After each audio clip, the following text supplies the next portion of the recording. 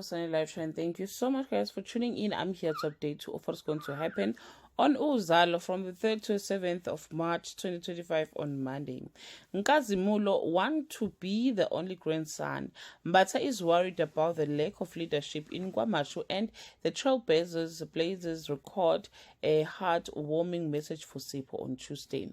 The taxi owners shake up the hostel in search of insizwa. Chawo comes knocking on Prince's doorstep. Skidi walks into DK clashes on Wednesday. Babekazi in Kazimulo forms a pact that will have them bound by the same truth forever. Insizwa comes to a shocking yet unsurprising realization. Sipho has come bitter and hard truth to swallow on this day. Tandoful Sipho in on her varsity life, which is peaceful compared to driving taxis. Prince finds out that Noma Rashia, played by Zugiso Motola, wants them to be a couple. Lily finally accepts that the extortion case is finished on Friday.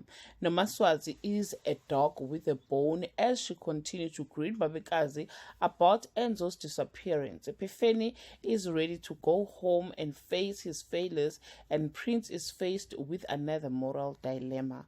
Well, guys, that's all I have for today. You can leave your comment below and share your opinion.